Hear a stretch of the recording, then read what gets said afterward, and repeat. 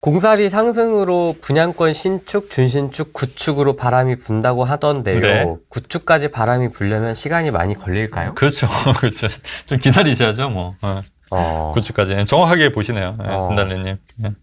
그리고 중요한 질문이 하나 있습니다. 수도권도 네. 과천, 판교 등은 이미 많이 올랐는데 네. 올랐더라도 이런 지역을 사는 것이 나을지 아니면 아직 안 오른 수도권 외곽 지역을 사는 것이 나을지 어떤 것이 좋을까요? 투자의 관점에서요. 그러니까 이것도, 그러니까 얼마나 올랐냐. 이것도 이제 그 묘미인데요. 묘미. 묘미. 그러니까 얼마나 올랐냐. 내가 갖고 있는 수중에 돈이 얼마나 있냐. 그 다음에 지금 덜 오른 지역은 언제 얼마나 오를 거냐. 이거를 딱 따져봐야 돼요, 사실은. 그러니까 한 번에 이거를 말씀드리기는 어렵고, 그거를 다 따져봐서 이제 가장 현명한 선택을 하셔야 된다는 얘기죠. 그러니까 이게, 그러면 그게 애매한 게 얼마 올랐으면 이게 도대체 얼마가 몇 억이 올랐냐, 몇 천이 올랐냐 또 다 다른 얘기잖아요. 그러니까 이게 내가 생각하는 기준이랑 또 객관적인 기준, 또 다른 사람들이 생각하는 기준이 또 다 다를 수 있으니까, 그러니까 본인만의 기준을 찾아서 이제 선택을 하는 거죠. 올바른 선택을. 이미 많이 오른 지역을 늦게라도 들어갈 거냐, 좀 덜 오른 지역을 오를 수 있기 때문에 들어갈 거냐. 이거는 또 자기 갖고 있는 자산에 따라서 결정이 되는 거죠.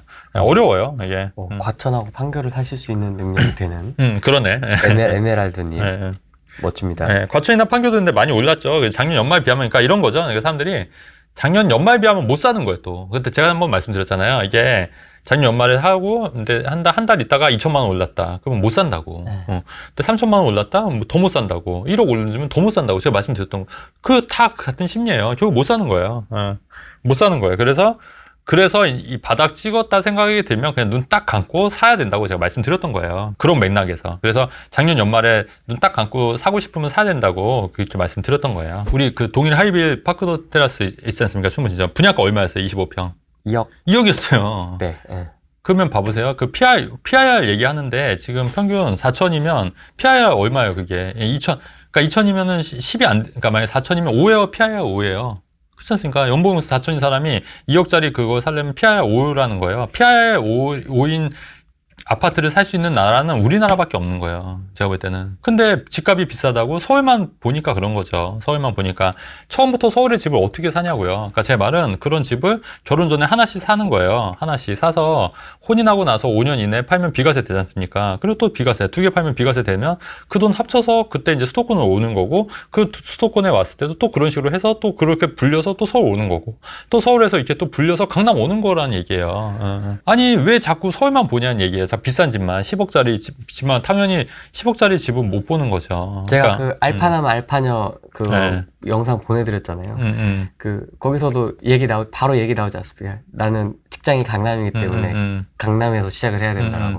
그러니까 그러면 강남 그냥 월세 사세요. 강남 월세 살고 남는 그러면 강남에 꼭 살아야 되면 강남 월세 하면서 그 돈으로 이렇게 투자를 하면은, 아까 그거 예를 들어서 충북신도시 34평 3억에 한다 하더라도 3천만 원이면 되니까 그런 식으로 투자하면 불리면 되는 거죠. 오빠 내가 어떻게 월세 살아? 나보고 지금 월세 살라고? 연기 잘하시는데? 이럴 수 있잖아요. 그렇죠. 결혼하면 안 되죠. 그런 여자는 결혼하면 안 돼요. 그런 여자는. 미리 이런 얘기를 좀 해봐야 되겠군요. 그런 여자랑 결혼하면 큰일 나. 손절. 손절. 빨리. 오히려 결혼 안 하는 게 그 본인 인생에 도움이 되는 거예요. 그러니까 진짜 괜찮은 여자들은 그렇게 생각 안 해요. 우리가 좀 부족하지만 처음에 이렇게 작게 시작해서 불려나가자 이렇게 생각하고 하는 여자들이 진짜 괜찮은 여자들이고 같이 살 만한 여자들인 거지, 어떻게 안 해요. 이런 사람들은 그렇다고 본인이 부자도 아니면서 그렇게 얘기하면 안 되죠. 저는 그렇게 생각해요. 만약에 그 며느리가 만약에 그런다고 하면 저는 절대 결혼 안 시킬 거예요. 앞으로 아들내미가 만약에 그런 여자를 결혼한다고 하면은 저는 뜯어 말릴 것 같아요. 생수기 벌금 이제 한다는 거예요. 벌금 매기겠다는 얘기거든요. 유예 안 해준다고. 네. 그래서 10월 달부터 한다고. 그러면 이제 벌금 내셔야죠, 뭐. 근데 생수도 우리가 한창 때 막 하지 말라고 막 말씀드렸잖아요, 계속. 근데 최근에 상담 받으셨던 분도 생수기 2개나 있으시더라고요. 2개요? 네. 근데 그거 2개를 이제 어떻게 할까 하는데, 어떻게 처분해야지. 손해보더라도 처분하는 게 맞는데, 그럼에도 불구하고 또. 팔릴까요? 잘 안 팔리는데, 그래도 썩 나쁜 데는 아니어서 그래도 입지가. 그래서. 근데 한창 때 이렇게 많이 올랐다고 하더라고요. 또 생수도. 그때 팔면 좋았을 텐데. 또 그때도 이제 사람이 또 생각이 뭐냐면, 또 오를 때는 못 팔아요. 더 오를 것 같으니까. 그러니까 그런 거를 투자할 때 재밌는 게, 그런 감정들과 이런 거를 심리를 자꾸 이렇게 누르고, 또 이렇게 계속 이렇게 해야 돼요. 두려울 때는 제가 항상 말하는 게 두려울 때는 용기를 내야 되고 이제 너무 이렇게 올랐을 때는 좀 욕심을 좀 덜 내야 된다는 이게 사실 쉽지는 않은 거죠. 그러니까 그래서 투자를 하면 이제 약간 더 심신이 더 이렇게 좀 더 안정이 되고 약간 좀 이제 다른 사람이 된다는 얘기가 좀 그러니까 더 어른스러워진다는 얘기가 그런 얘기인 것 같아요. 뭔가 이렇게 멘탈이 단단해지는 그렇죠, 그렇죠. 초연해지는 느낌? 그렇죠. 네, 그런 게. 서울 도봉구 쪽 아파트 네. 신도림 원룸 오피스텔 2개를 가지고 있습니다. 네. 오피스텔만 3개이신 건가요, 그러면?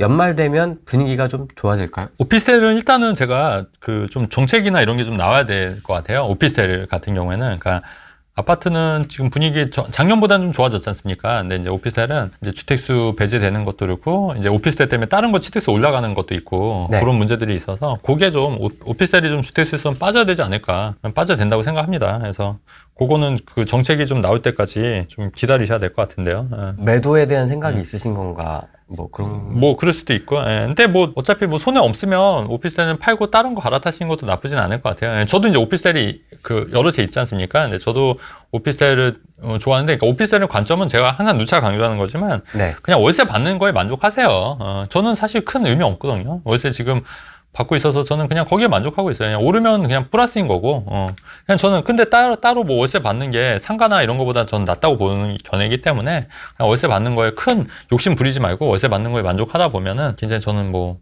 좋더라고요. 확실히 상가보다는 오피를 좋아하시는 것 같아요. 네, 왜냐면은 또 공실도 없고, 바로바로 또 들어오고, 그러니까 상가 한 채에 있는 것보다 오피스텔 여러 채 있는 게 훨씬 더 낫고, 최근에도 월세 그 하루 밀려서 제가 이제 그 카톡 보내드렸더니 또 바로 입금되시고. 왜 밀렸대요?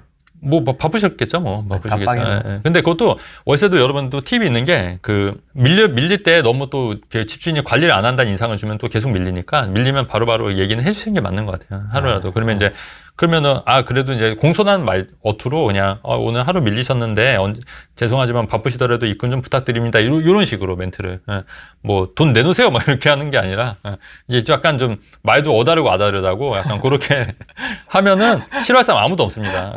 오히려 죄송하다고 하고 바로 입금을 하니까 그렇게 하시면 돼요. 이 어떤 뉘앙스로 하느냐가 또 다른 것 맞아요. 같아요.